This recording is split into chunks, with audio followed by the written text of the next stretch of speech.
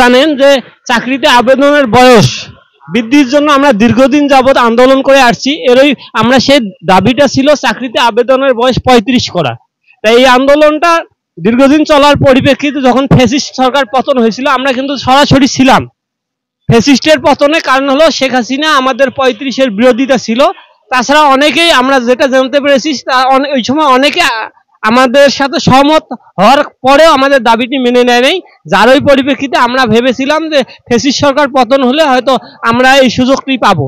তাই এরপরে আমরা এই যে আমাদের মাননীয় প্রধান উপদেষ্টা তার বাসার সামনে আমরা গিয়ে যখন শান্তিপূর্ণ অবস্থান নেই, তার ওই পরিপ্রেক্ষিতে একটা কমিটি গঠন করা হয় এবং সেদিন মাননীয় প্রধান উপদেষ্টার বাসভবনে আমরা তৎকালীন উপদেষ্টা আসিফ এবং নাহিদের সাথে বৈঠকের পর্যায়ে তারা বলে যে তারা আমাদের এই দাবিটি সম্পর্কে ততটা মানে জ্ঞান নেই বা তারা এক্সপার্ট না।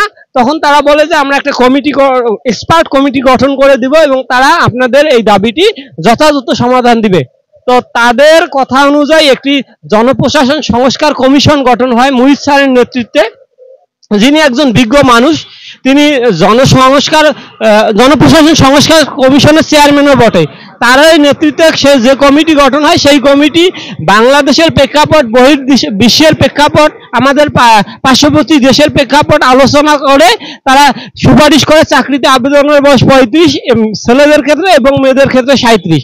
তো আমরা সে সময় ভেবেছিলাম যে যেহেতু রাষ্ট্র কর্তৃক গঠিত জনপ্রশাসন সংস্কার কমিশন যে সুপারিশটি করেছে চাকরিতে আবেদনের বয়স 35-37 সেটি বাস্তবায়ন হবে, কিন্তু আমরা সেটা দেখলাম যে কোনো অদৃশ্য শক্তির কারণে সেটি আটকে গিয়েছে এবং আটকে গিয়ে চাকরিতে আবেদনের বয়স 32 করা হয়েছে। সেই 32 করার কারণে আমরা যারা প্রকৃত আন্দোলনকারী 35 প্রত্যাশী ছিলাম আমরা একদিনও পাইনি। না পাওয়ার কারণে আমরা অনেকেই চাকরিতে আবেদন করতে পারি নাই। যার পরিপ্রেক্ষিতে আমরা চাই, যেহেতু রাষ্ট্র আইন করেছে চাকরিতে আবেদনের বয়স 32 বছর, তো আমরা চাই যে 1990 থেকে 94 সালে যাদের জন্ম তারা ঠিক মতো পায়নি ব্যাকগ্রেডের সুবিধা, না পেয়েছে এই 32-এর সুবিধা।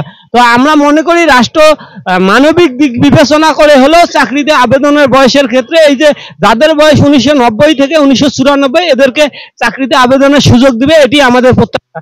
তো আমরা আজকে তারই পরিপ্রেক্ষিতে আজকে জাতীয় প্রেস ক্লাবের সামনে অবস্থান নিয়েছি যে যতক্ষণ পর্যন্ত আমাদের দাবি বাস্তবায়ন করা না হবে বা আমাদের চাকরিতে আবেদনের সুযোগ না দেওয়া হবে আমরা এখানে অনশন যাব এবং আমরা আশা করি অতি দ্রুত রাষ্ট্র মানবিক দিক বিবেচনা করে হলেও আমাদেরকে চাকরিতে আবেদনের